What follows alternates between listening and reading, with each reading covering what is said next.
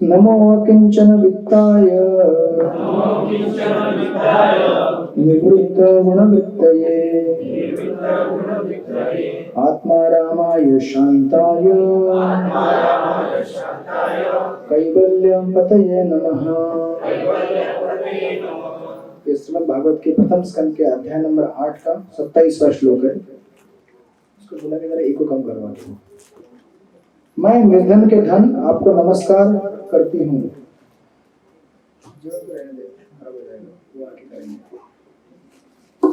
आपको प्रकृति के भौतिक गुणों की क्रियाओं प्रतिक्रियाओं से कोई सरोकार नहीं है। आप आत्मतुष्ट हैं, अतएव आप परम शांत तथा अद्वैतवादियों के स्वामी कैवल्यपति हैं। तात्पर्य श्रील प्रभुपाद द्वारा, यदि जीव के पास कुछ भी न रहे तो वह समाप्त हो जाता है। अतः वास्तव में देखा जाए तो जीव परित्यागी नहीं हो सकता। यदि जीव कुछ त्याग करता है तो वह कुछ और अधिक महत्वपूर्ण उपलब्धि के लिए करता है। एक विद्यार्थी अपनी बाल्यकाल की चपलता का त्याग श्रेष्ठ शिक्षा प्राप्त करने के लिए करता है। एक नौकर अधिक अच्छा काम पाने के लिए अपना काम छोड़ता है। इसी प्रकार एक भक्त इस भौतिक जगत का परित्याग व्यर्थ ही नहीं करता, अपितु कुछ असली आध्यात्मिक उपलब्धि के लिए करता है। श्रील रूप गोस्वामी, सनातन गोस्वामी, श्री रघुनाथ दास गोस्वामी इत्यादि ने भगवान की सेवा के लिए ही सांसारिक तड़क भड़क का परित्याग किया। सांसारिक दृष्टि से वे महापुरुष थे। ये गोस्वामी बंगाल सरकार में मंत्री थे और श्री रघुनाथ दास गोस्वामी अपने समय के बहुत बड़े जमींदार के पुत्र थे। लेकिन उन्होंने अपना सर्वस्व त्याग दिया जिससे उन्हें इससे श्रेष्ठतर उपलब्धि हो सके। भक्तगण सामान्य रूप से संपत्ति विहीन होते हैं, लेकिन भगवान के चरण कमल उनके गुह्यतम कोषागार है। श्री सनातन गोस्वामी के संबंध में एक अत्यंत सुंदर कथा आती है। उनके पास एक पारस पत्थर था जिसे उन्होंने कूड़े के ढेर में छोड़ दिया था। एक जरूरतमंद व्यक्ति उसे वहां से उठा ले गया, किंतु बाद में वह सोचने लगा कि आखिर इसे ऐसे उपेक्षित स्थान में क्यों छोड़ रखा गया होगा। अतएव उसने सनातन गोस्वामी से सबसे कीमती वस्तु का नाम पूछा तो उन्होंने उसे भगवान का पवित्र नाम दिया। अकिंचन का अर्थ है निर्धन, अर्थात जिसके पास देने के लिए भौतिक रूप में कुछ न हो। वास्तविक भक्त या महात्मा किसी को कोई भौतिक वस्तु नहीं देता, क्योंकि वह पहले से सारी भौतिक संपत्ति का त्याग कर चुका होता है। लेकिन वह परम धन का अर्थात भगवान का दान दे सकता है, क्योंकि भगवान ही भक्त के वास्तविक धन होते हैं। सनातन गोस्वामी का कूड़े में पड़ा पारस पत्थर उनका धन न था, अन्यथा उसे ऐसे स्थान में रखा न गया होता। यह विशेष उदाहरण नवदीक्षित भक्तों को समक्ष रखना चाहिए, जिससे उन्हें विश्वास दिलाया जा सके भौतिक लोक तथा आध्यात्मिक उन्नति साथ साथ नहीं चलते। जब तक कोई व्यक्ति हर वस्तु को भगवान के साथ आध्यात्मिक रूप से संबंधित नहीं देखता, तब तक उसे आत्मा तथा पदार्थ में अंतर दिखता है। श्रील सनातन गोस्वामी जैसे गुरु ने यह उदाहरण हम सब लोगों के लिए प्रस्तुत किया, क्योंकि हम में वैसी आध्यात्मिक दृष्टि नहीं है। यद्यपि वे स्वयं प्रत्येक वस्तु को आध्यात्मिक रूप में देखने वाले थे। श्रील प्रभुपाद की हरे कृष्ण। आप सब लोगों का स्वागत है पुनः वापस प्रेमपुरी आश्रम में। और हमारे यहाँ पे सेवा के लिए प्रभु जी हैं।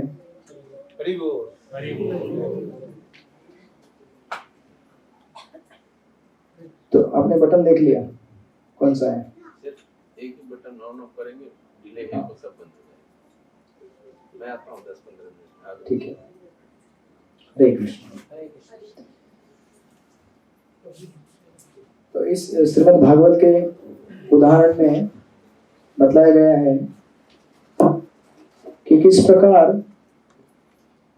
भगवान को कोई भी भौतिक चीज आकर्षित नहीं कर सकती।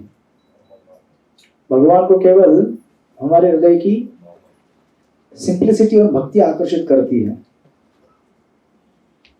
चाहे हमारे पास बहुत बड़ा स्किल क्यों ना हो, बहुत बड़ी सुंदरता क्यों ना हो, बहुत संपत्ति क्यों ना हो, बहुत बड़ी शिक्षा क्यों ना हो, लेकिन अगर ये सारे गुण भगवत भक्ति विहीन है तो इससे भगवान हम पर कतई प्रसन्न नहीं हो सकते।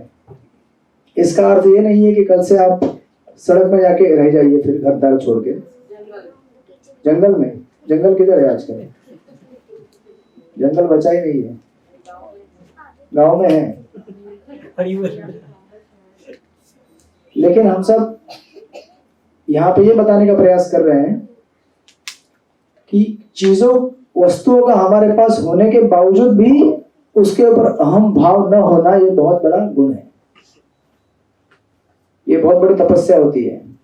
अगर हमारे पास कुछ नहीं है तो फिर हम बोल सकते कुछ भी नहीं है, लेकिन कुछ होने के बाद अहम भाव ना हो, ये बहुत बड़ा गुण है जिससे भगवान प्रसन्न होते हैं। वास्तविक भक्त की कसौटी और परीक्षा ही होती है।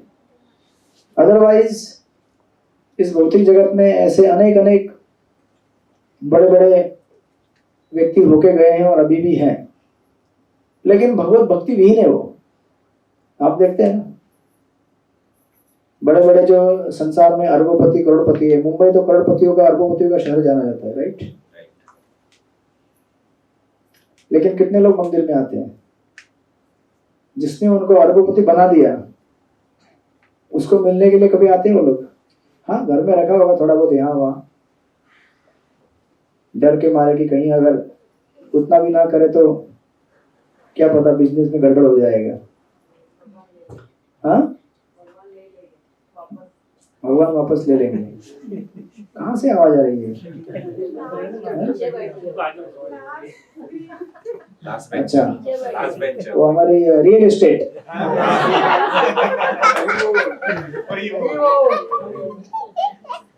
रियल एस्टेट माता जी।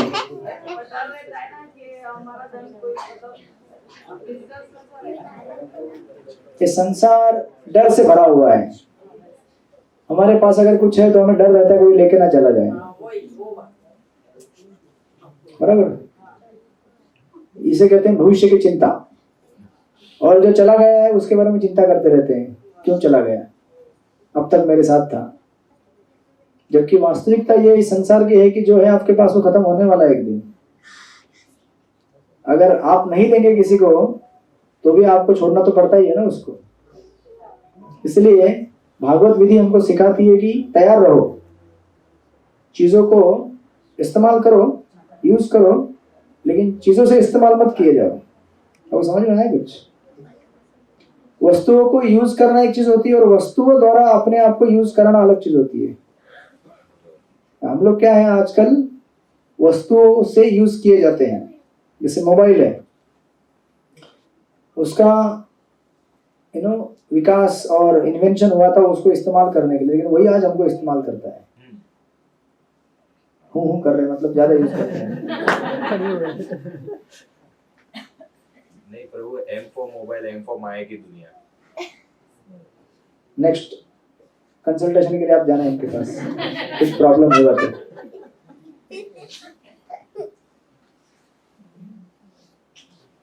तो इसीलिए चीजों को इस्तेमाल करना न करना कोई प्रॉब्लम नहीं है, लेकिन उसमें अहम भाव रखना है सबसे बड़ा क्या है।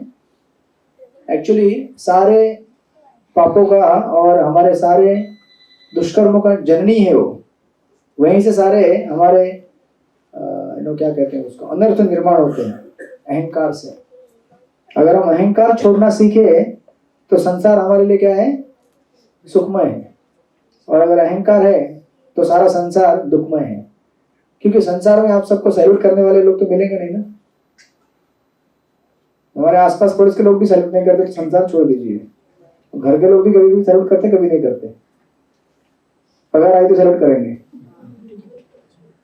पगार नहीं आई तो ठेंगा दिखा देंगे।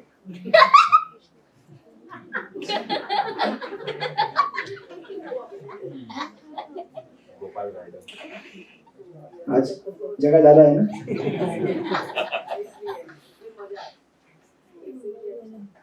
हाँ, तो इसीलिए हमको ये बात हमेशा याद रखनी चाहिए कि कुंती महारानी ये यहाँ पे श्लोक बता रही है। कुंती महारानी कहती है कि आप निर्धनों के धन हैं। जब अंत में मेरे पास कुछ भी नहीं बचता तब कौन बचता है, भगवान। जब अंत में मेरे पास कुछ भी नहीं बचता तो अंत में हमारे पास भगवान बचेंगे, क्योंकि वही एक ऐसे व्यक्ति हैं जो हमको कभी छोड़ नहीं सकते। भले हम उनको छोड़ दे लेकिन भगवान हमें छोड़ नहीं सकते, राइट? तो इसी प्रसंग में हम लोग श्रीपाद रामानुजाचार्य की कथाओं का आस्वादन कर रहे हैं। और आपको याद रहेगा पिछली बार हमने देखा था श्रीपाद रामानुजाचार्य संन्यास लेते हैं, राइट? क्यों संन्यास लेते हैं? हाँ? तो कभी कोई हस्बैंड के कारण भी संन्यास ले लेता है।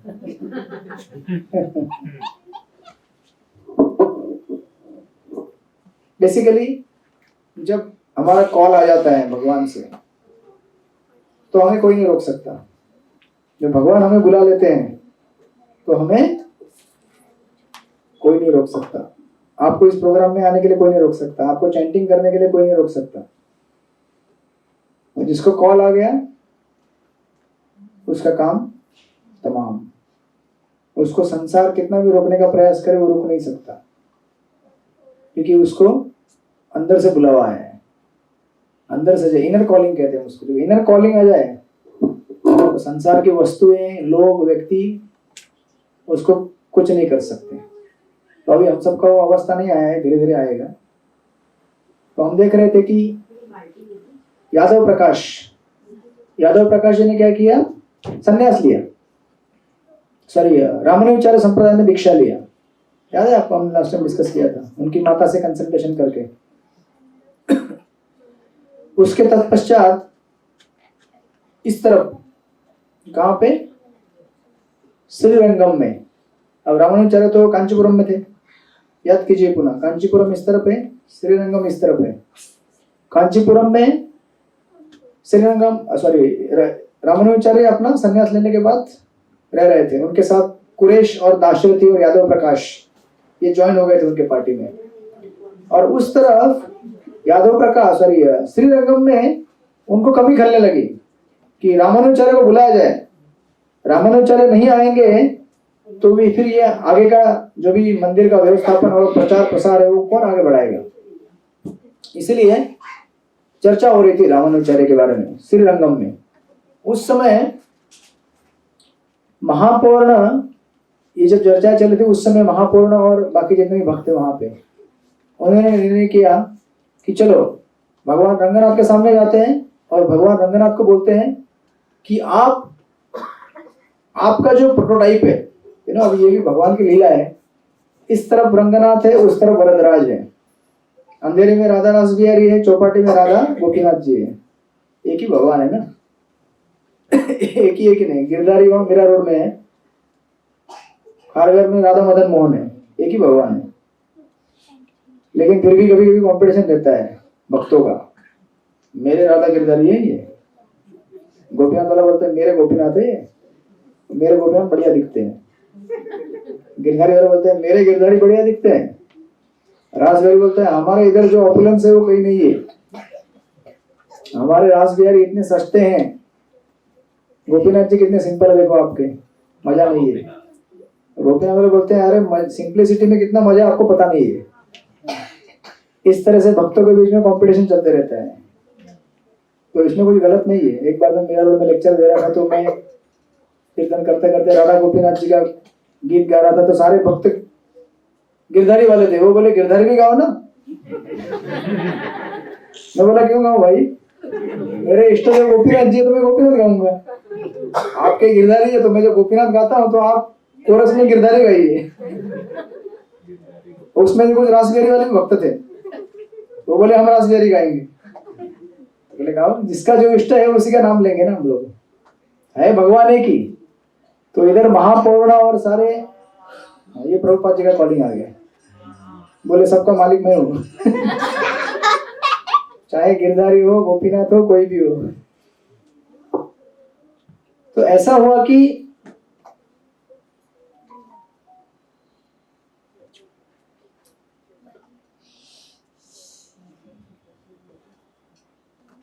भूख लग गई, इनको ज्यादा भूख लगा, खिचड़ी ज्यादा खिलाना पड़ेगा आज। तो महापौर्णवारी जितने भी आचार्य थे उन्होंने रंगनाथ के सामने जाके प्रार्थना किया, भाई तुम क्यों उठ रहे हो, बैठ जाओ, वो भी पार्टी ज्वाइन कर रहे हैं। शांति, पाठशाला चालू है अभी। और जो गड़बड़ करेगा उसको यहाँ हाथ ऊपर करके खड़ा किया जाएगा। ऐसे किसको खड़ा होना है? 1 मिनट के लिए नहीं पूरे लेक्चर। हमको स्कूल में ऐसा पनिशमेंट मिलता था, पूरे लेक्चर में हाथ खड़ा करके। अब इसको क्या हो गया? ओ प्रभु जी ने बोला पीछे आ जाओ। नहीं सब नहीं, डिस्टर्ब बैठने दो। डिस्टर्ब हो रहे हैं सब। कौन बोले, डिस्टर्ब हो रहा है? वो बोले नहीं वो नहीं बोलो, वो लोग कुछ नहीं करेंगे। उनको खाली आवाज मत करने दो। आवाज नहीं करेंगे तो बैठने देंगे। आवाज किया तो पीछे फिर लास्ट में दिखेंगे भी नहीं आप लोग। ठीक है, बैठे रहो, शांति से बैठे रहो। तो ये लोग रंगनाथ के पास गए और रंगनाथ को बोले कि आपका जो प्रोटोटाइप, मतलब आपका जो दूसरा टाइप वहां पे है ना वरदराज कांचीपुरम में, उनको बोलो कि रामानुजाचार्य को छोड़ दे, यहाँ पे श्रीरंगम भेज दे। तो अभी रंगनाथ भगवान उन्होंने भक्तों का सुन लिया। वो तो रंगनाथ के भक्त थे वहां पे, तो उनका तो सुनना ही था। और संदेश भेजा वरदराज को, सुनो सुनो वरदराज, एक ही भगवान है। बोले सुनो, आपका जो वहां पे भक्त है रामानुजाचार्य, उनको रंगनाथ में भेज दो श्रीरंगम, उनका अभी यहाँ सेवा करना है। तो उधर से उत्तर आया, मतलब संदेश भेजा था। कैसे भेजा होगा? वायरलेस भेजा होगा, व्हाट्सएप मैसेज भेजा, कैसे भेजा? भगवान तो भगवान है, कैसे मैसेज भेज सकते हैं? तो उधर से संदेश आया वरदराज का कि हम नहीं दे सकते, मैं अपने रामानुजाचार्य को नहीं दे सकता। ये वरदराज ने मैसेज भेजा रंगनाथ को, और रंगनाथ मैसेज सुन के चुप। और उन्होंने भक्तों को संदेश दिया कि मैं नहीं दे सकता, मतलब उन्होंने मना कर दिया, वो नहीं दे सकते बोले। तो अभी है भगवान एक ही, लेकिन भगवान का अपना फेवरेट डिवोटी रहता है ना। जैसे प्रभु राम, इनके फेवरेट डिवोटी कौन है? हनुमान। वही हनुमान, वानर सेना चुप रहो, वही हनुमान भगवान राम की लीला में, क्या बोल रहा था मैं? भगवान चैतन्य महाप्रभु की लीला में मुरारी गुप्ता के नाम से भक्त के रूप में अवतार लिए। और एक बार चैतन्य महाप्रभु मुरारी गुप्ता को बोले कि आप कृष्ण का भजन क्यों नहीं करते? आप कृष्ण का भजन करो कल से। तो मुरारी गुप्ता ने ट्राई किया कृष्ण मंत्र का जप करने का, लेकिन दूसरे दिन रोते हुए आए उनके पास, चैतन्य महाप्रभु के पास। बोले प्रभु, हम रघुनाथ के चरण नहीं छोड़ सकते, हम कृष्ण का भजन नहीं कर पाएंगे, हम राम का ही भजन कर सकते हैं क्योंकि वही हमारे आराध्य हैं। तो उस समय चैतन्य महाप्रभु बोले कि धन्य है आप जैसे भक्त जो अपने प्रभु को नहीं छोड़ सकते, और धन्य है वो प्रभु जो अपने भक्तों को नहीं छोड़ सकते। एक बार जिस भगवान से प्रेम हो जाए आपको, वो भगवान को आप नहीं छोड़ पाएंगे। तो इसीलिए वैरायटी है ना, जो कृष्ण के भक्त है कृष्ण के भक्त हैं, जो राम के वो राम के हैं, है ना। और ऐसे अनेक अवतार हैं, अनेक अवतारों को अनेक भक्त हैं, और भगवान अपने अपने भक्तों को उस प्रकार का रेसिप्रोकेशन देने के लिए उस अवतार में प्रकट होते हैं युगों युगों में, राइट। मुरारी गुप्ता रो के बोलने लगे प्रभु नहीं कर सकते, हम राम का नाम नहीं ले, कृष्ण का नाम नहीं ले सकते, हम राम का ही नाम ले सकते हैं, हमें माफ कर दीजिए। तो महाप्रभु ने कहा कॉन्ग्रेचुलेशन, आपका भक्ति शास्त्री पूरा हो गया, आप पास आउट हो गए। आपकी भक्ति को देखकर संसार में लोग भगवान का भक्त बनेंगे, क्योंकि ऐसी भक्ति होनी चाहिए निष्ठा पूर्वक। तो इसी प्रकार यहाँ पे रामानुजाचार्य नहीं आ सके हो क्योंकि वरदराज ने मना कर दिया। तो अभी ये जो भक्त थे यहाँ पे रंगनाथ में, उन्होंने आइडिया लगाया कि कुछ तो आइडिया करना चाहिए क्योंकि रामानुजाचार्य को यहाँ बुलाना है।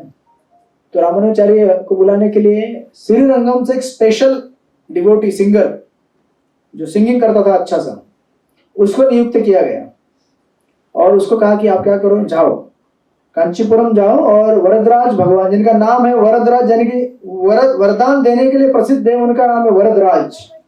कहा कि आप जाकर भगवान वरदराज के सामने मधुर मधुर संगीत और कीर्तन करो और उनसे वरदान में रामानुजाचार्य को मांग लेना।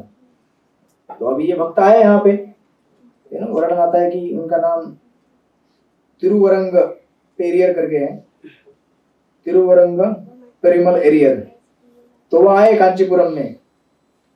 कांचीपुरम में आने के बाद उनके एक कोई रिश्ते के थे, उनसे मिले और वो उनको रंगनाथ मंदिर वरदराज मंदिर में लेके गए, भगवान का दर्शन किया, भगवान का तीर्थ पाया, आशीर्वाद लिया और भगवान का कीर्तन करने के लिए बैठ गए। अभी इतना मतलब शुद्ध भक्त थे भगवान के, इतना मधुर कीर्तन करने लगे, इतना मधुर संगीत गाने लगे, जितने भी दिव्य प्रबंध है उनके अलवारों के, भरपूर सुंदर कीर्तन किया उन्होंने।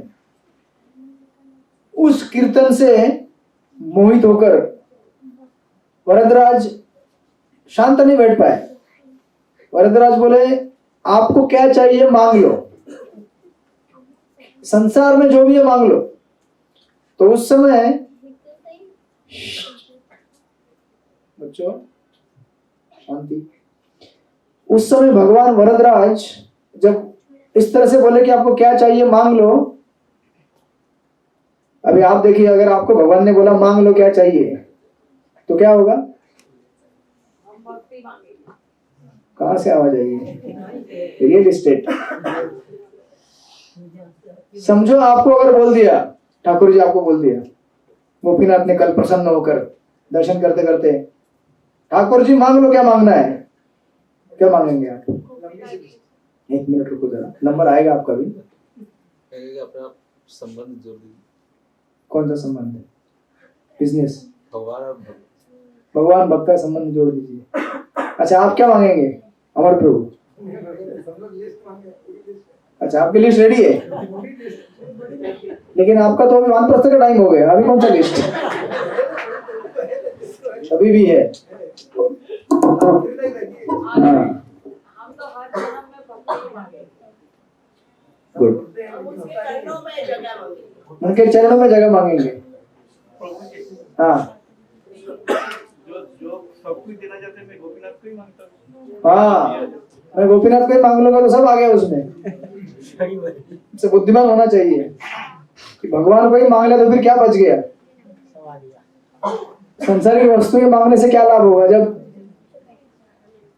1000 रुपए के नोट में 10 रुपया 5 रुपया 58 54 100 सब आ जाता है उसमें, उसी को मांग लो 1000 रुपए की नोट को। तो वरदराज जब इस तरह से बोले तो ये जो भक्त था वो बोला कि प्रभु हमें कुछ नहीं चाहिए संसार का, हमें ना धन दौलत संपत्ति, ना हमें कोई स्त्री, ना कोई पुरुष, ना कोई घर जमीन जायदाद, ना कोई मोबाइल, ना बच्चे, हमें कुछ नहीं चाहिए। हमें क्या चाहिए हम बताएंगे। तो कीर्तन कंटिन्यू हुआ, कीर्तन चल रहा था। फिर वापस इतना प्रसन्न हो गए वरदराज, बोले क्या चाहिए मांग लो, सिर्फ मुझे और लक्ष्मी को छोड़कर, हम दोनों को छोड़कर जो भी चाहिए सब कुछ आप मांग सकते हो। उस समय तुरंत वो बोले, रामानुचार्य बाजू में बैठे थे, बोले रामानुचार्य को दे दो। तुरंत वरदराज के जैसे आवाज आया, खत्म, फंस गया। फिर वापस वरदराज बोले अच्छा सुनो सुनो रुको रुको रुको, मुझे लक्ष्मी और रामानुचार्य इनको छोड़ के सब कुछ मांग लो। तो ये भक्त बोले भगवान आप मरते लोक में रहने वाले जीवों जैसा व्यवहार क्यों कर रहे हैं? इस संसार में आप कोई प्रॉमिस कर देते तो आप प्रॉमिस तोड़ भी देते हैं ना? नहीं तोड़ते क्या? नहीं तोड़ते, ये नहीं तोड़ते। इनसे प्रॉमिस मांग लो भाई, कोई जल्दी से मांग लो क्या प्रॉमिस चाहिए। संसार में ऐसी अवस्था है कि आज हमने क्या प्रॉमिस दिया हमको भी कल याद नहीं रहता है। वादा तो करते हैं हम आपको इतना प्रेम देंगे, इतना धन दौलत देंगे, इतना प्रेम कहीं आपको मिलेगा नहीं, लेकिन जब उसको चुकाने का समय आता है उस समय पता चलता है यार ज्यादा ही बोल दिया लगता है मैंने, इतना धन इतना प्रेम तो मेरे पास है ही नहीं। तो बुद्धिमान व्यक्ति वो होता है, वो भगवान के पास लेके आता है उनको, वो समझ जाता है कि इतना धन प्रेम तो मैं खुद भी नहीं दे सकता, लेकिन भगवान सबको दे सकते हैं। इसलिए बुद्धिमान लोग वो हैं, वो भगवान के चरणों में आकर उनको बोल देते हैं कि मैंने प्रॉमिस किया था किसी को कुछ देने का, लेकिन शायद मेरा उतना कैपेसिटी नहीं है, अभी आप ही दे दो। जब आप देंगे तो तुष्ट हो जाएगा वो। तो संसार में हम लोग कई बार प्रॉमिस देते हैं, टूटता है प्रॉमिस, लेकिन वरदराज जब इस तरह से बोल रहे हैं तो रामानुज, तो जो भक्त बोले कि प्रभु आप एक सामान्य व्यक्ति की तरह व्यवहार मत कीजिए प्लीज। तो भगवान बोले अच्छा ठीक है, अभी क्या करूं अभी कुछ नहीं कर सकता, तो एक काम करो लेके जाओ रामानुचार्य को। तो उस समय तुरंत बिना किसी विलंब के वो भक्त जो थे पेरियर, उन्होंने रामानुज को पकड़ा हाथ से, बोले सर चलिए अभी श्रीरंगम चलना है हमें। और रामानुज कुछ बोल भी नहीं पाए क्योंकि कमांड आया था वरदराज से, बोले कि लेके जाओ तो लेके जाओ। तो इस तरह से रामानुजाचार्य को लेकर निकले। दुख हुआ वरदराज को, वही भगवान है सेम, लेकिन भगवान अपनी दिव्य लीलाओं से दिखाते हैं कि वो अपने भक्त के ऊपर कितना प्रेम करते हैं, है ना। कोई भक्त अगर प्रेम से कुछ मांगे आध्यात्मिक वस्तु, तो भगवान उसे मना नहीं कर सकते, लेकिन वो आध्यात्मिक होनी चाहिए। आज तक संसार में हमारी भगवान के पास जाने के बाद इच्छाएं पूरी क्यों नहीं होती है? पता है क्यों नहीं होती है? क्योंकि हम वो नहीं मांगते जो भगवान देना चाहते हैं, हम वो मांगते हैं जो भगवान देना नहीं चाहते हैं। बराबर है कि नहीं? इसीलिए कोई भी इस हाल में जो भी बैठा है, कभी अगर आपने बोला कि भगवान को मैंने ये मांगा था और पूरा नहीं हुआ, तो मतलब आपके मांगने में गड़बड़ है, या तो आपके मांगने की प्रक्रिया में जो साधना करते हैं हम भगवान को प्राप्त करने के लिए, उसमें गड़बड़ है। या तो हम गलत मांग रहे हैं, या फिर भगवान को भी मांग रहे हैं आप, तो भगवान को मांगने की प्रक्रिया में कुछ तो गड़बड़ कर रहे हैं। नहीं तो भगवान तो ऐसे है नहीं। और भगवान क्या है, कुछ अगर देंगे तो उनका कम नहीं होता है। अगर समझो वरदराज ने रामानुजाचार्य को दे दिया, वही वरदराज श्रीरंगम में बैठे हैं रंगनाथ के रूप में, वहां उनसे प्रेम का आदान प्रदान चलता रहेगा आगे भी। तो इसलिए हमारे मांगने में शुद्धता होनी चाहिए। अगर हमारे मांगने में शुद्धता है तो फिर भगवान तुरंत आपकी इच्छाओं को पूरा कर देंगे। तो इसलिए आप देखेंगे यहाँ पे वरदराज जब इस तरह से आशीर्वाद दिए, तो रामानुजाचार्य को लेकर वो श्रीरंगम की तरफ बढ़ गए। तो विस्तार से वर्णन है। रामानुजाचार्य फिर श्रीरंगम की तरफ आए, जो पहले नहीं मिले थे उनसे। आपको याद रहेगा यमुनाचार्य का देहांत जब हुआ था, तो रामानुजाचार्य गुस्से से चले गए थे वापस। बोले कि मैं ऐसे भगवान से नहीं मिलना चाहता जिन्होंने मुझे मेरे गुरु का दर्शन नहीं होने दिया। लेकिन अभी इस बार ऑफिशियली उनको बुलाया गया था। तो आए, और रंगनाथ श्रीरंगम अगर आप जाएंगे तो श्रीरंगम पहुंचने के पहले कावेरी नदी आता है। कावेरी नदी में स्नान किया। स्नान करने के बाद 12-13 तिलक लगाए शरीर के ऊपर, नए वस्त्र परिधान किए। और जब मंदिर की तरफ बढ़ रहे थे, तो मंदिर की तरफ से कमांड आया रंगनाथ की तरफ से कि आप एक बहुत बड़ा प्रोसेशन लेके जाओ रामानुजाचार्य को वेलकम करने के लिए। ऐसे मत जाओ, एकदम बैंड बाजा बजाते हुए आप निकलो और उनको लेके आओ। और सारा बड़ा समूह भक्तों का कीर्तन करते हुए हरे कृष्णा कृष्ण कृष्ण हरे हरे, हरे राम राम राम हरे हरे, कीर्तन करते हुए बड़ा उस तरफ। और रंगनाथ मंदिर से रामानुजाचार्य को रंगनाथ मंदिर की तरफ लेके हुए वो आगे बढ़े। रामानुजाचार्य सबसे पहले मंदिर के प्रांगण में, जितने भी आप जाएंगे कभी रंगनाथ मंदिर, तो बहुत बहुत मंदिर है, छोटे छोटे है ना। उन मंदिरों का दर्शन किया। और फिर रंगनायकी यानी कि लक्ष्मी, उनको रंगनायकी कहा जाता है, उनका दर्शन किया।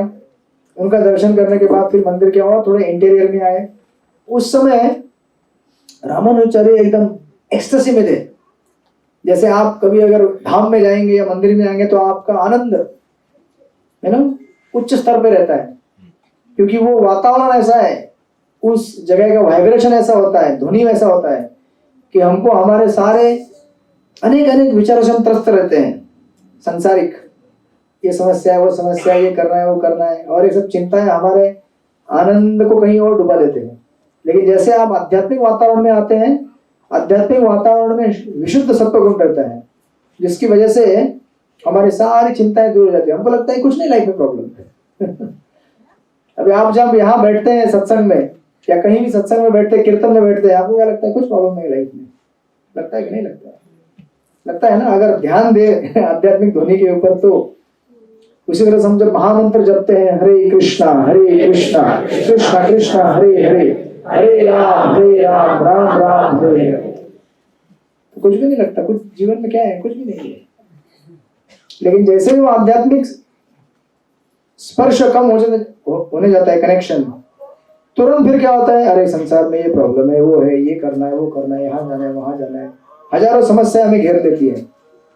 यानी कि मैं कहने का तात्पर्य ये नहीं कि हमें सेवा नहीं करनी चाहिए, या हमारा घर गृहस्थी का कामकाज नहीं करना चाहिए, लेकिन अगर हम भगवान के नाम को ठीक ठाक से जपते रहेंगे तो चिंता होने के बाद भी आप ऐसे लगेंगे जैसे कोई चिंता ही नहीं है, एकदम उत्साह और आनंद से करेंगे, क्योंकि आपको पता चलेगा कि जो होना होगा भगवान की इच्छा से होता रहेगा वो, है ना। हम अपना कर्तव्य करते रहें। कई बार हम लोग अनावश्यक चिंताओं से भर जाते, कैसे होगा कैसे होगा कैसे होगा। आप अपना काम करते रहिए और भगवान का नाम लेते रहिए, भगवान अपना कृपा आशीर्वाद आपको देते रहेंगे। लेकिन कभी कभी हम क्या सोचते हैं, नहीं जब के लिए टाइम नहीं मेरे पास, ये बहुत काम है, वो बहुत काम है, ये बहुत काम है, तो जीवन में काम बढ़ते जाएगा, है ना। और जितना वो बढ़ेगा उतना ताप बढ़ेगा आपका। उस ताप को कम करने के लिए नाम जप करना जरूरी है। इसलिए ये मत सोचेगा कि सत्संग में आते हैं 1 घंटा 2 घंटा बैठ के जाते हैं फिर चलेगा, हम कैसे भी रहेंगे। आप ठीक ठाक से अगर भगवान का नाम श्रवण नहीं करेंगे तो आप सत्संग में आने के बाद उसका लाभ नहीं उठा रहे हैं। आप में से बहुत सारे लोग जप करते हैं, 16 माला कितने करते हैं, हाथ उठाइए ऊपर, एकदम कड़क कीजिए, ऐसा आधा आधा क्यों कर रहे हैं। अच्छा 12 माला कितने करते हैं, 12। 8 माला कितने करते हैं, अच्छा ये बच्चे छोटा 8 माला कर लेते हैं, वाह। 4 माला कितने करते हैं, 4। भजन में हमने बोला था 4 करना। अच्छा 2 कितना करते हैं, अच्छा 1 कितना करते हैं, 10 माला, good. I do it a small one, only 10. Okay. चलेगा, 16 कर लेना उसमें। अच्छा कुछ भी जप नहीं करते ऐसे कितने लोग हैं, बिल्कुल शर्माइए मत, शर्माएंगे तो फिर काम नहीं बनेगा आपका। हमारे प्रभु तो बहुत माला करते हैं। ठीक है, आज आप पहली बार आए हैं जो हाथ ऊपर किए हैं, अच्छा ठीक है। तो मेरा ये अनुरोध है आपसे, हमेशा मैं करता रहता हूँ, सत्संग कार्यक्रम में आने के बाद यहाँ से अगर कुछ लेके जाना है तो अपनी झोली में भगवान का नाम डाल के लेके जाइए। बोलिए हरे कृष्ण कृष्ण कृष्ण हरे हरे, हरे राम राम राम।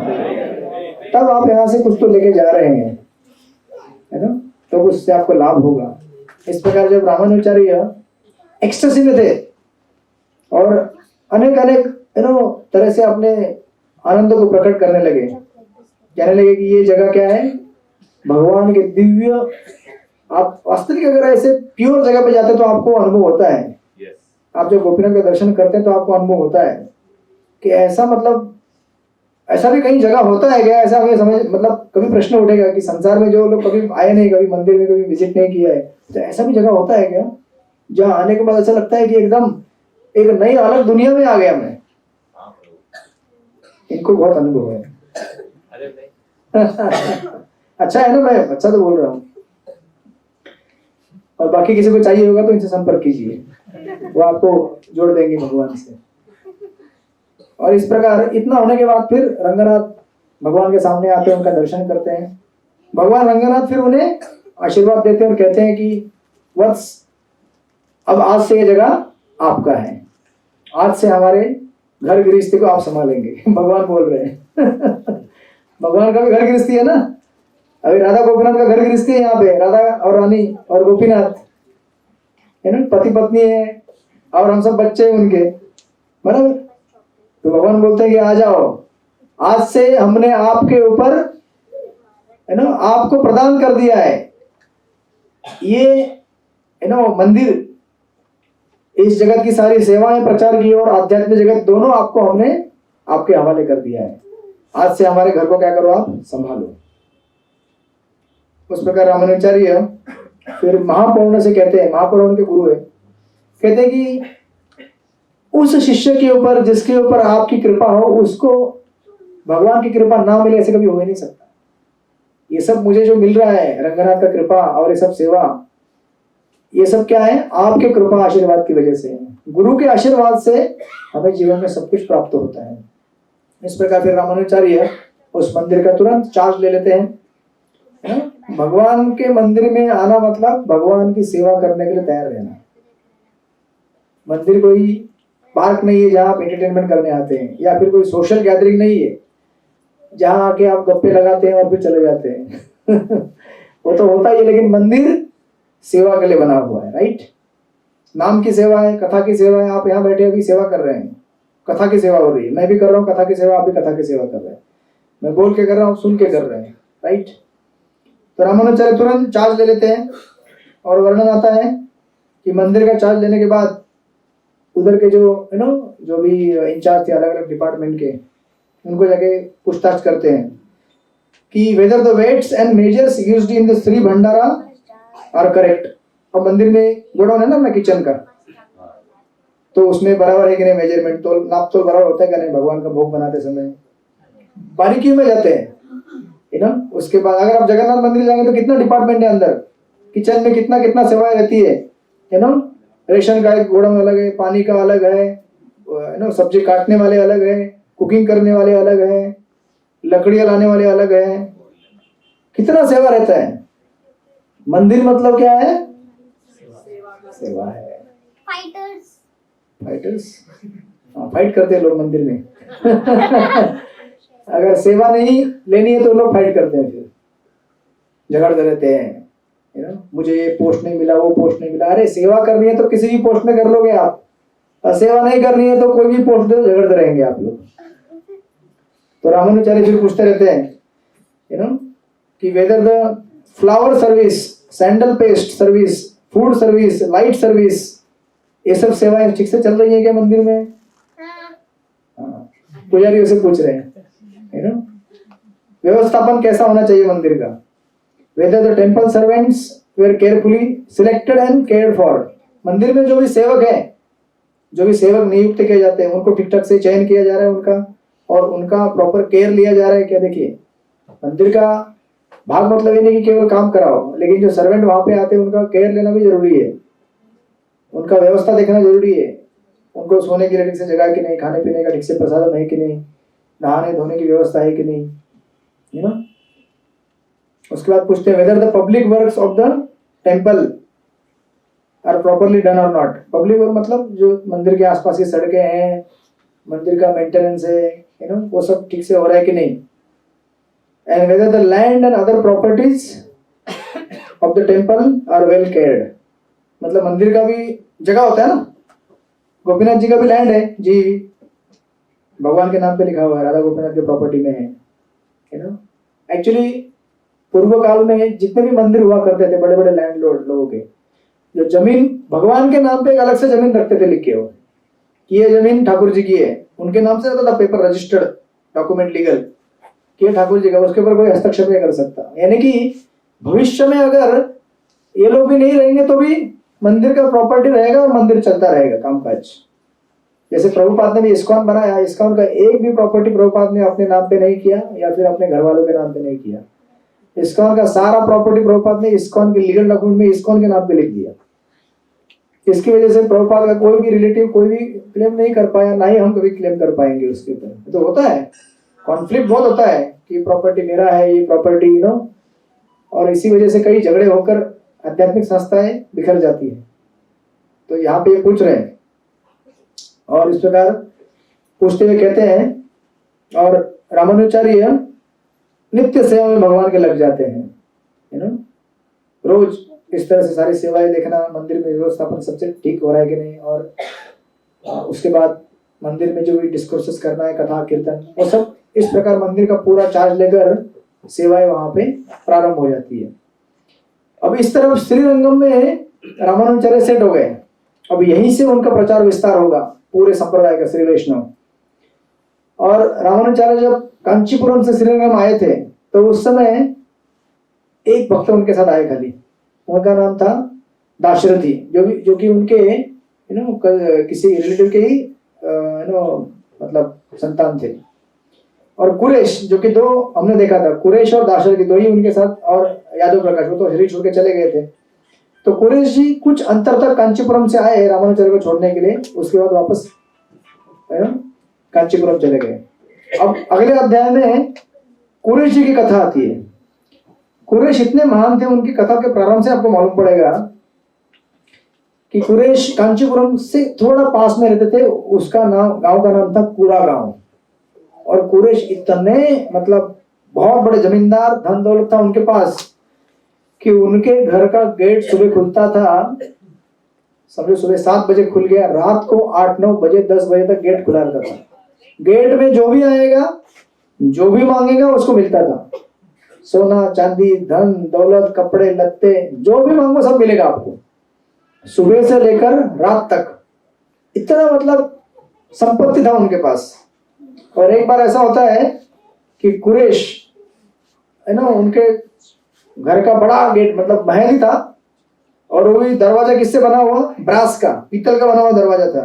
तो बड़े बड़े दरवाजे कैसे रहते हैं, जब खोलते हैं तो कैसा आवाज आता है ना, दरवाजे खोलते हैं और दिन भर का है ना बांटने का काम चालू होता है। और जो संध्या होती है रात को ऐसे 8, 9, 10 बजे के आसपास, तो दरवाजा वापस बंद होता है। उस समय दरवाजे की बहुत कड़क आवाज आती है, कड़कड़ कड़कड़ बंद होने की। तो चूंकि कांचीपुरम में वरदराज का मंदिर था और मंदिर से कुछ ही दूर पर था वो महल, तो वो आवाज मंदिर के प्रांगण तक आता है दरवाजा बंद होने का। तो उस समय लक्ष्मी देवी, जो कि नित्य संगिनी है वरदराज की, वरदराज भगवान विष्णु का अवतार है, तो लक्ष्मी वरदराज से बोलती है कि ये आवाज कहां से आ रहा है, इतना बड़ा कड़क आवाज आ रहा है दरवाजा बंद करने का। तो वरदराज कहते हैं ये आवाज, ये तो अपने भक्त की आवाज है, अपना भक्त कुरैश। आपको पता है कुरैश, भगवान विष्णु कहते हैं लक्ष्मी से, कुरैश इतना धनवान है और इतना दान देता है कि सुबह दरवाजा खोलता है तो रात को दरवाजा बंद होता है। ये लक्ष्मी को बोल रहे हैं, जो कि सारे स्त्रोतों का मतलब सारे धन संपत्ति का क्या है, वो स्त्रोत है। और लक्ष्मी सुन रही है, अच्छा ऐसा है क्या। तो बोलते भगवान बोलते हैं कि ये दरवाजा भी बंद हुआ ना, तो कुरैश का दरवाजा बंद हुआ है घर का, अभी वो दरवाजा बंद होगा, अभी विश्राम करेंगे, कल सुबह वापस धन दौलत बांटेंगे।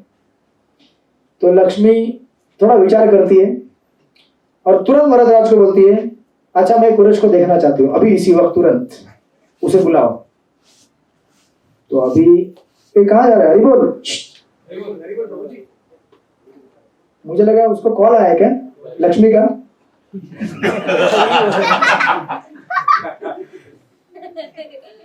स्टेटस बहुत अच्छा है। आप सबको लक्ष्मी चाहिए, चाहिए ना। नहीं, इसकी पगार में से सारी पगार हम लोग ले लेंगे। तो उस समय लक्ष्मी बोलती है कि मुझे देखना है, तुरंत कुरैश को बुलाया जाए, मैं तुरंत उसका दर्शन, उसको उससे मिलना चाहती हूँ। अभी रात के कितने 10 बजे थे। तो वरदराज विचार करते हैं कि इतनी रात को कुरैश को क्यों बुला रही हो, है ना। तो फिर भी संदेश दिया जाता है कांचीपुरम को, जो कि वहां के आचार्य थे। कांचीपुरम मतलब वहां के सबसे बड़े मेन आचार्य। कांचीपुरम खुद जाते हैं चल कर, कम से कम रहेगा 2-3 किलोमीटर का अंतर, लेकिन आवाज तो जबरदस्त था दरवाजे का कि उतना दूर तक पहुंच गया। तो कांचीपुरम आते हैं इनके घर पे, कुरैश के गेट पे नॉक करते हैं। सिक्योरिटी गार्ड उनको बोलते हैं, अरे आचार्य आए कांचीपुरम इतनी रात को। तो अंदर बुलाया जाता है। कांचीपुरम को पूछते हैं कुरैश जी, अरे आप इतनी रात को, हमें संदेश दिया होता हम लोग आ जाते मिलने के लिए आपको।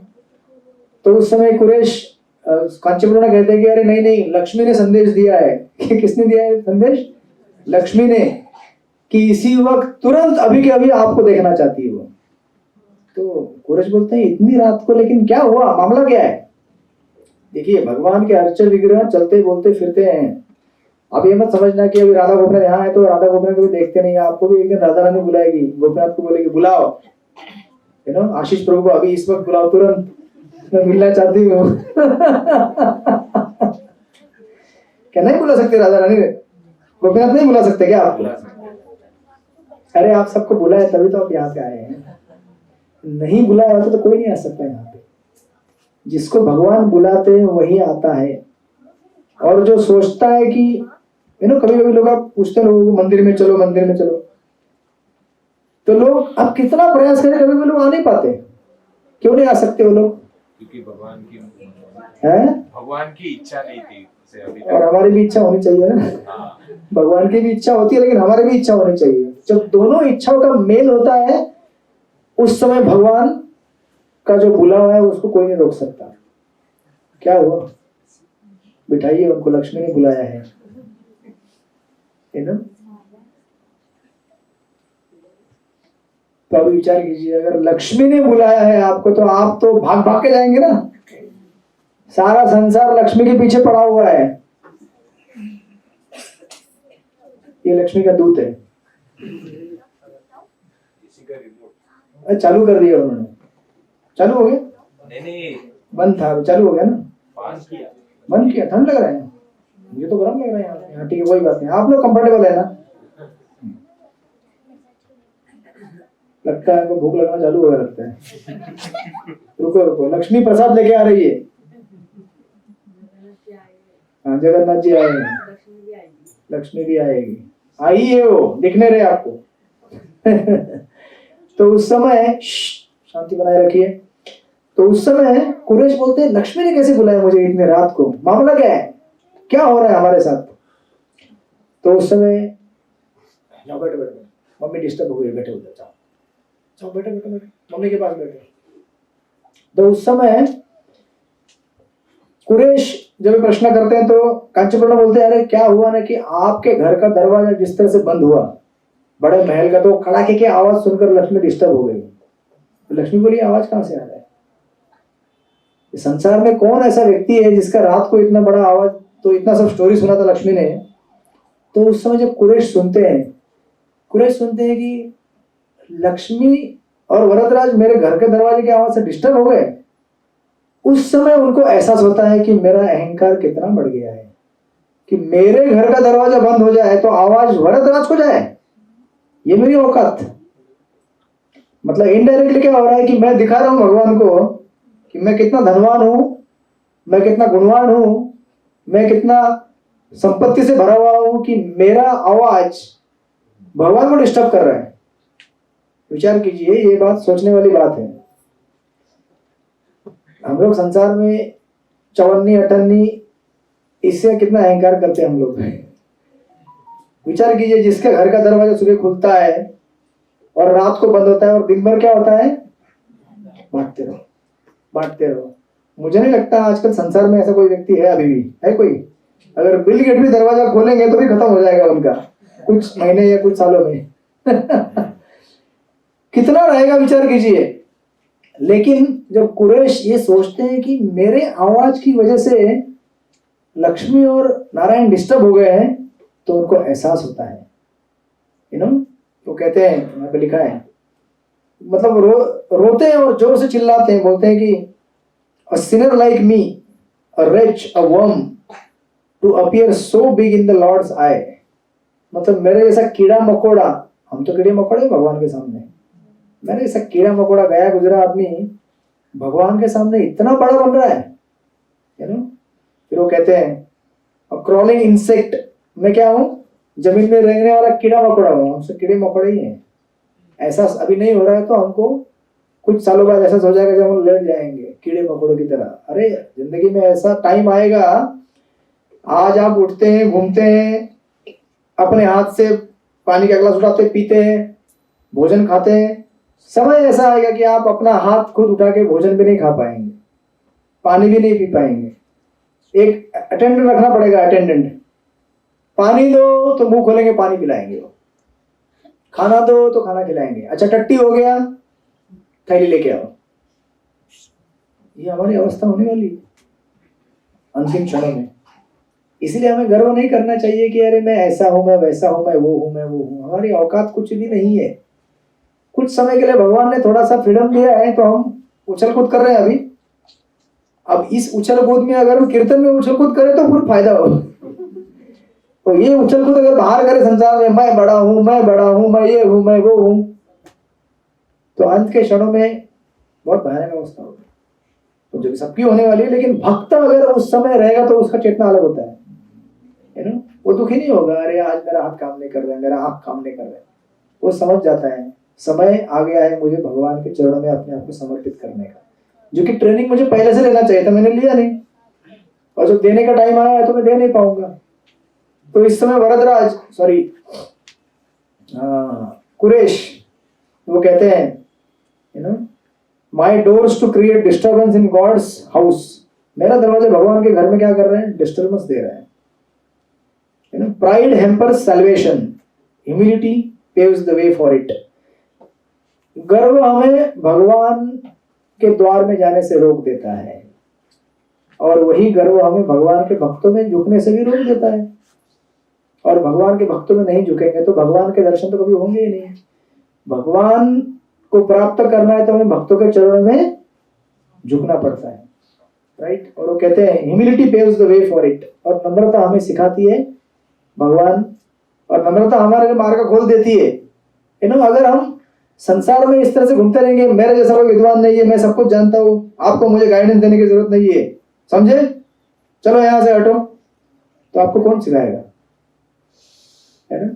आप ट्राई किए होंगे आपके आसपास पड़ोसी लोगों को बोलने का, अरे चलो एक दिन मंदिर चलो, हरे कृष्ण कीर्तन करो। तो आपने एक दिन ट्राई किया, 2 दिन 3 दिन ट्राई किया होगा, फिर आपको समझ में आया होगा ये तो सुनने वाला है नहीं भाई, अभी इसके चक्कर में मेरा भी भक्ति खत्म हो जाएगा। तो बेचारा मतलब इन द सेंस कि उसको मौका था, अगर वो बोलता अच्छा क्या है वो उधर बताओ मुझे, मैं भी थोड़ा जान लूं क्या है।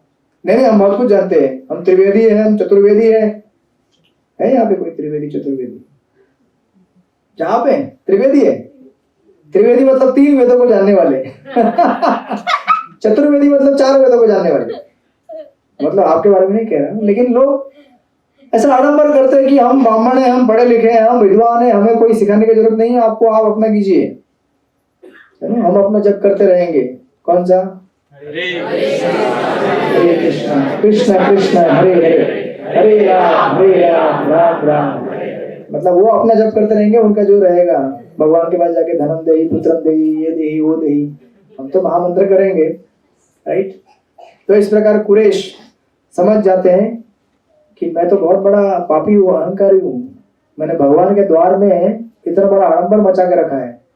तुरंत कुरेश क्या करते हैं, बोलते हैं कि अभी मैं त्याग रहा हूँ सारा, अभी मैं क्या कर रहा हूँ, सब कुछ त्याग रहा हूँ, और सब कुछ ऑन द स्पॉट सब त्याग देते हैं, धन दौलत घर गिर संपत्ति सब कुछ। अपनी पत्नी को बोलते हैं चलो अभी हमें कहाँ चलना है, श्रीरंगम चलना है, रामानुजाचार्य के पास जाना है, उनकी सेवा करनी है, सब कुछ छोड़ छाड़ के। और इस तरफ वरदराज लक्ष्मी को देखते और बोलते हैं अच्छा आपकी इच्छा पूरी हुई अभी? लक्ष्मी को बोलते हैं, लक्ष्मी बोलती है हाँ अभी मेरी इच्छा पूरी हुई। आप समझे कि नहीं समझे कुछ? लक्ष्मी ने ये जो संदेश भेजा कि मुझे कुरेश को देखना है, मतलब लक्ष्मी ने कुरेश को संदेश दिया कि भौतिक संसार में आपने बहुत कुछ भोग लिया, अभी आप हमारी सेवा में आ जाओ, सब कुछ छोड़ छाड़ के हमारे प्रांगण में आ जाओ, हमारी सेवा करो। और उस समय वरदराज भगवान है, देखिए मतलब गोपीनाथ जी की कृपा आपके ऊपर तब होगी जब राधा रानी की कृपा होगी। जब राधा रानी आपके ऊपर प्रसन्न होगी, बोलेगी गोपीनाथ इस भक्त को थोड़ा सा कृपा दे दो, तो गोपीनाथ मना नहीं कर पाएंगे, पति पत्नी है ना, तो पत्नी जो बोलेगी पति को मना नहीं कर सकते, सुनना पड़ता है ना, ऐसा होता है ना घर में, नहीं बताएगा? इतना शर्मा क्यों रहे हैं, चुप क्यों है? अनमैरिड लोगों को क्या पता? नहीं लेकिन एक्सपीरियंस मेरे दोस्तों का कौन सा बहुत है। एक्सपीरियंस? मतलब दोस्त मेरे साथ शेयर करते हैं ना शादी के बाद, इसीलिए अब तक शादी नहीं किया बेचारा, अभी तक कुंवारा है। कुंवारा रहे, लक्ष्मी बुलाएगी तो कुंवारा रहेगा, लक्ष्मी बुला नहीं रही है उसको, ऐसा होता है ना?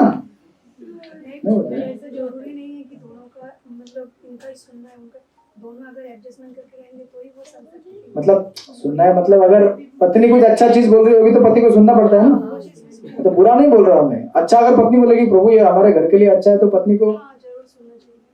तो नहीं सुनेगा तो फिर वो पति कैसा प्यार है।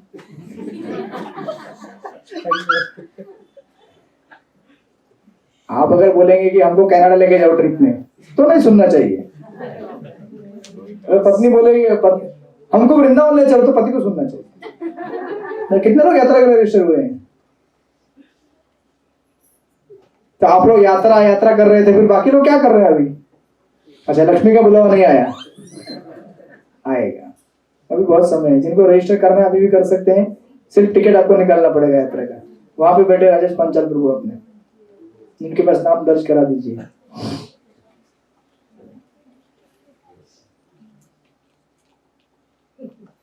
अब कुछ कहना चाहते हैं?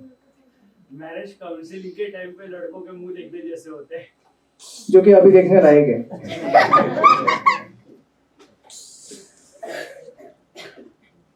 कितना सन्नाटा छा गया, दुख भरी कहानी। ये संसार का दुख है प्रभु, आप क्या समझ में आएगा? कैसे दिन काट रहे हैं हम लोग। छोड़ दो हमको, माफ कर दो, ऐसे प्रश्न मत पूछो, और कुछ कहो। तो जब लक्ष्मी की कृपा होती है, राधा रानी की कृपा होती है, तो गोपीनाथ की कृपा ऑटोमेटिक हो जाती है। इसलिए हमारा संप्रदाय क्या है? गौड़ीय कहा जाता है। गौड़ीय मतलब राधा रानी के भक्त, हम लोग गोपीनाथ के भक्त नहीं है ना। प्रभुपाद और हमारे जो आचार्य भक्ति सिद्धांत श्री ठाकुर जी वो कहते थे कि अगर कल राधा कृष्ण में लड़ाई हो जाए ना, तो हम लोग कृष्ण का साइड नहीं लेंगे, राधा रानी के साइड लेंगे, क्योंकि हम लोग राधा रानी के सेवक हैं और कृष्ण को सब सुनना पड़ेगा, राधा रानी जो कहेगी वो। तो वृंदावन में ऐसा ही है, वृंदावन में कृष्ण की नहीं चलती है, वहां राधा रानी की चलती है। इसलिए वहां राधे राधे कहते हैं, सारे भक्त राधे राधे कहते रहते हैं, क्योंकि उनको पता है यहाँ पे कृष्ण का वैकुंठ में चलता है। लेकिन वहां भी अगर लक्ष्मी डोमिनेट हो गई तो महाराज को सुनना पड़ता है चुपचाप, जैसे यहाँ सुन रहे ना। तो इसीलिए उस समय रामानुचार्य वरदराज भगवान को बोलते हैं, लक्ष्मी को बोलते हैं Varadaraj, well you have had your wish now fulfilled. Lakshmi कहती है हाँ अभी मैं प्रसन्न हूँ और मैंने कुरेश को आशीर्वाद दे दिया है। तो जो भगवान की और भगवान के भक्तों की कृपा हमारे पर आती है तो उस समय हमारा आध्यात्मिक जीवन प्रारंभ होता है। तो उस समय कुरेश अपनी पत्नी को लेकर निकलते हैं, तुरंत उसी समय, विलंब नहीं करना है। लास्ट टाइम बताया था ना आपको, जिस समय आध्यात्मिक इच्छा उत्पन्न हो तुरंत क्या करना चाहिए, उसके ऊपर काम करना चाहिए, क्योंकि कल पता नहीं क्या होगा, आध्यात्मिक इच्छा आएगी नहीं आएगी। इच्छा हुई ना यात्रा रजिस्टर करने की तुरंत कर दीजिएगा। इच्छा हुई ना चैंटिंग करना है, तुरंत चैंटिंग चालू कर दीजिए। इच्छा हुई ना कंठी माला पहनना है, तुरंत एप्लीकेशन दीजिए कंठी माला पहनना है, उसका प्रक्रिया चालू हो जाएगा। विलंब करना मतलब भौतिक जगत में खतरा है कि कब पता नहीं क्या हमारे आध्यात्मिक जीवन का मर्डर हो जाए, हमें पता नहीं है। तो क्षणों क्षण मर्डर तो होते ही रहता है आध्यात्मिक जीवन का। तो उस समय ये दोनों निकलते हैं, कपल कुरेश और उनकी पत्नी जंगलों से रास्ते से निकलते हैं श्रीरंगम की तरफ, कांचीपुरम। थोड़ा 5 मिनट रुक जाओ। श्रीरंगम और कांचीपुरम में लगभग 10 से 6 घंटे का अंतर है, तो चल के तो बहुत अंतर रहेगा ना। रात में निकले वो लोग, निकले। उस समय उनकी पत्नी बोलने लगी, प्रभु मुझे थोड़ा डर लग रहा है। तो उस समय कुरेश बोलने लगे, डर उसको लगता है जिसके पास कुछ होता है, जिसके पास कुछ नहीं है उसको क्या डर है। अभी मोदी जी को भी डर लगता है क्या? बिंदास डिसीजन लेते, चलो यहाँ पे आक्रमण करना है, ये निर्णय लेना है। जैसे हमारे योगी जी है, जितना एनकाउंटर उन्होंने करवाया, मतलब उन्होंने नहीं किया है, लेकिन जितना अभी प्रगति हो रहा है ना, मतलब कचरा साफ सफाई जितना बिंदास तरीके से कर रहा है वैसा कोई नहीं कर सकता था, क्योंकि आगे भी कोई नहीं पीछे भी कोई नहीं है। कोई चिंता नहीं संसार की, मैं और भगवान। कुछ हो गया तो भी भगवान के पास ही जाऊंगा, कुछ नहीं हुआ तो भगवान की सेवा कर रहा हूँ, कोई डर नहीं है। तो कुरेश बोले कि अच्छा आपको डर लग रहा है, मतलब कुछ तो गड़बड़ है। डर उसको लगता है जिसके पास कुछ होता है, आपके पास कुछ तो है। बोले हमने तो सब कुछ छोड़ दिया था कांचीपुरम में, सब कुछ पूरा गांव में।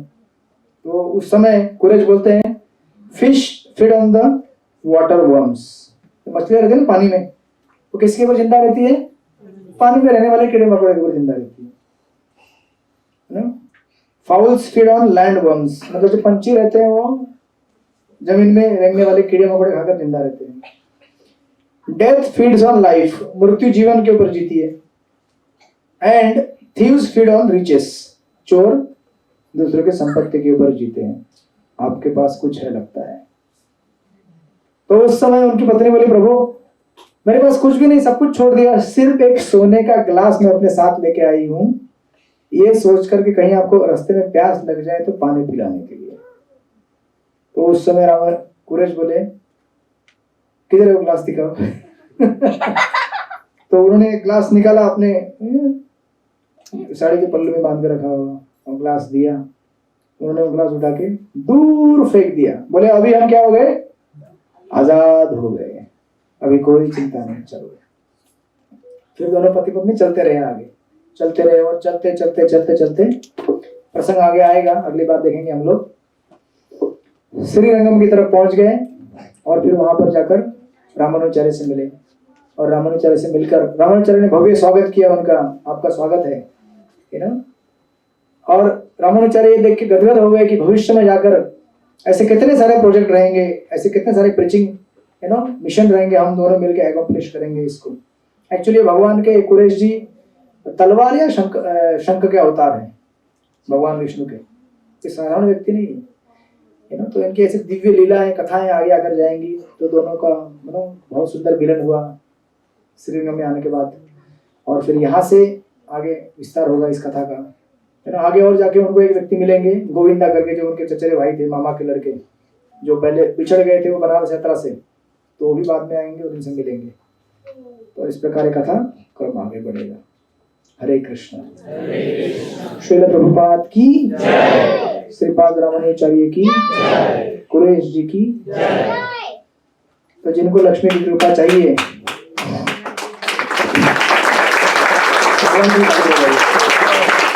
तो जिनको लक्ष्मी की कृपा चाहिए उन्हें भक्तों के अधीन रहना पड़ेगा, क्योंकि परंपरा में भक्त आते हैं। लक्ष्मी के भक्त हैं श्रील प्रभुपाद जी, राधा रानी के भक्त हैं, और श्रील प्रभुपाद के भक्त हैं हमारे गुरु महाराज, फिर उनके शिष्य हैं। तो हमें ऐसे परंपरा में सेवा करते जाएंगे तो हमको भी एक दिन कॉल आएगा। अभी कॉल आया है, नहीं ऐसा नहीं, इसलिए आप लोग यहाँ पे आए, लेकिन और कॉल आना चाहिए, तैयार रहना चाहिए हमें।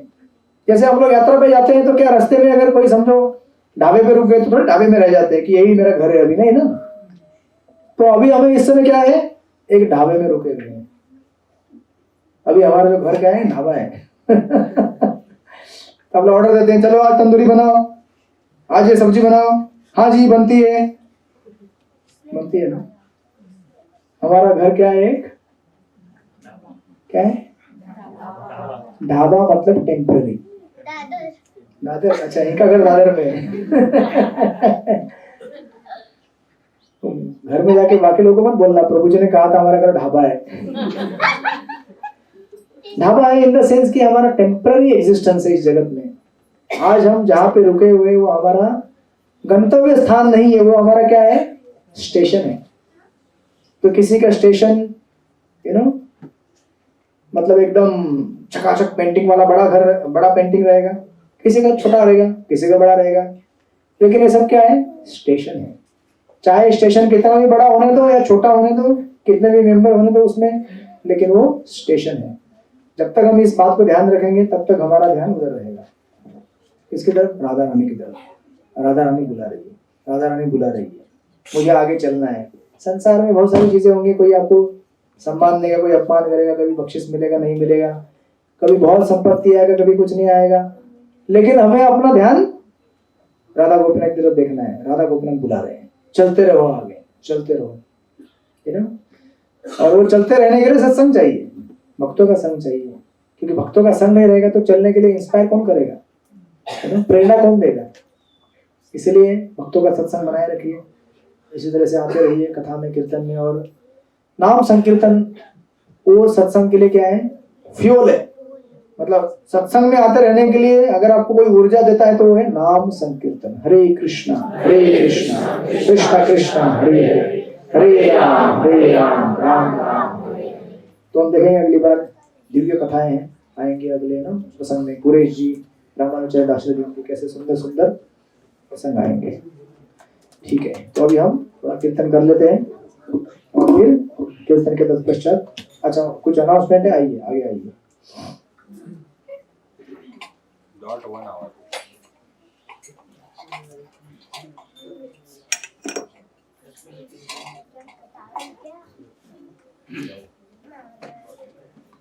हरे कृष्णा, दंडवत प्रणाम। आज का प्रसाद सुचिता माता जी ने स्पॉन्सर किया है, तो सुचिता माता जी का हम धन्यवाद करेंगे 3 बार। हरि बोल, हरि बोल, हरि बोल। दंडवत प्रणाम। हरे कृष्णा। सुचिता माता जी मतलब यहाँ पे खड़ी हो जाइए, माता जी प्लीज। खड़ी हो जाइए। माता जी हरि बोल। सब आशीर्वाद देंगे भक्त Please, आपको, वैष्णव कृपा देंगे। तो ये है सुचिता माता जी। फिर से एक बार हरि बोल, हरि बोल, हरि बोल। हरे कृष्णा। दंडवत प्रणाम। तो अभी एकदम प्रेम से नाम संकीर्तन कीजिए, सब लोग खड़े हो जाइए और सर्कल में डांस कीजिए, क्योंकि आपको यहाँ बहुत सारा डांस करने का मौका मिलेगा। ऑफ करके निकाल लीजिए। तो ऑन ऑफ का बटन है ना? ये वाला। नहीं, वो अंदर है, इसके सामने ऑन ऑफ लिखा हुआ है। हाँ प्रभु जी। उसको ऑफ कर दीजिए, वापस फिर ऑन कीजिए। ऑफ हो गया प्रभु जी। हरे कृष्ण। जय श्री कृष्ण चैतन्य प्रभु Nityanand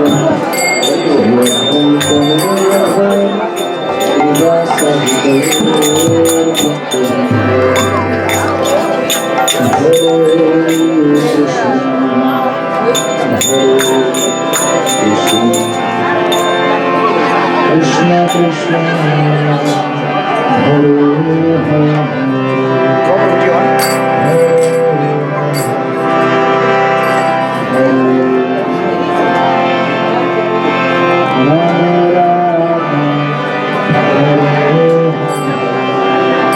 Hare Krishna, Krishna Krishna, Hare Hare, Hare Rama, Hare सारे प्रभु जी लोग सर्कल बनाइए, सर्कल सर्कल प्रभु जी लोग सारे सर्कल बनाइए। हरे कृष्ण कृष्ण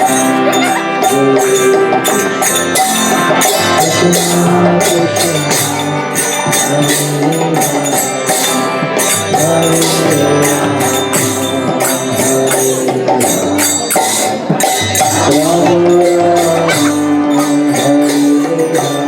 बोलिए Hare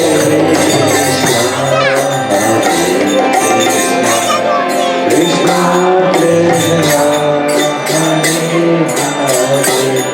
Hare Ram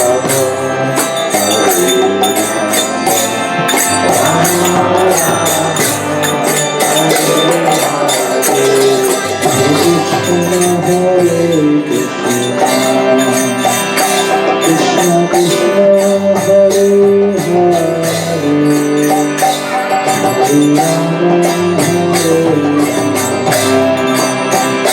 Rama Hare Hare Hare Krishna Hare Krishna Krishna Krishna Hare Hare Hare Rama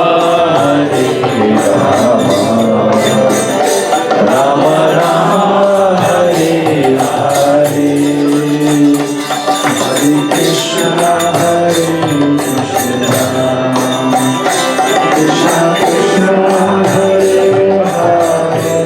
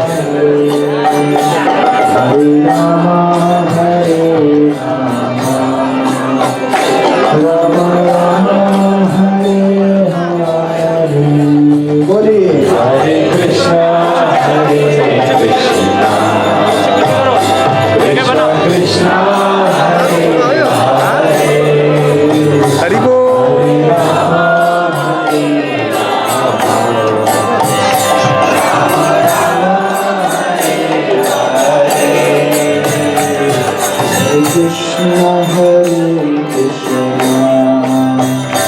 Krishna Krishna Hare Hari बोल Hare Rama Hare Rama Rama Rama Hare Hare Hare Krishna Krishna Krishna Hare Hare Hare Rama Hare Rama Rama Hare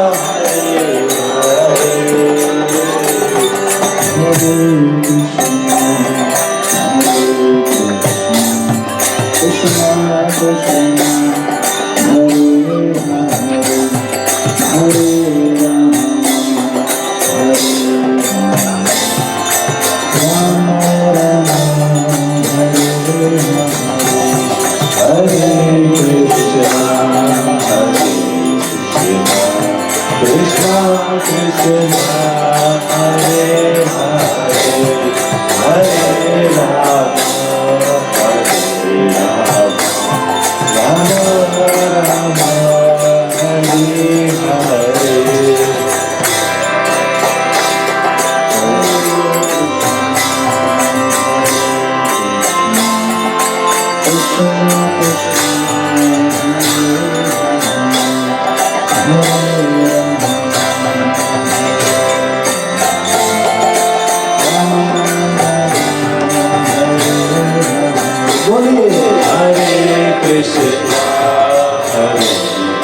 Hare Rama Rama Hare Hare Hare Krishna Krishna Krishna Hare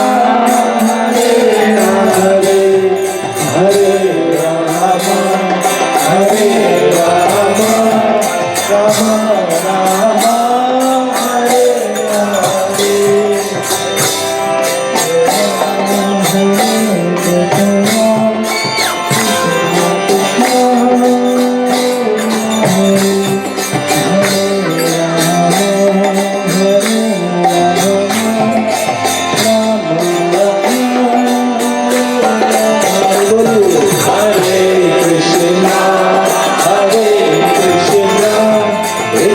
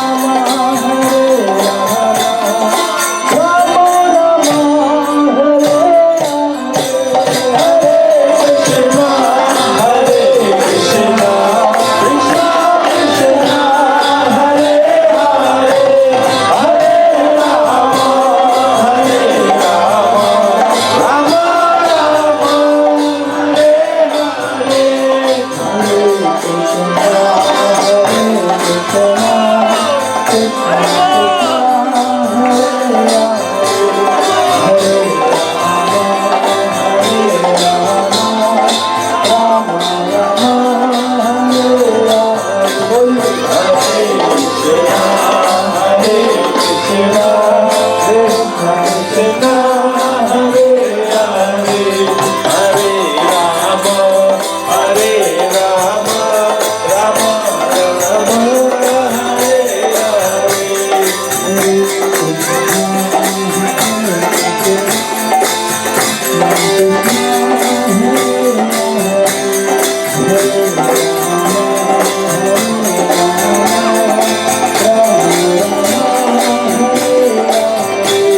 हरे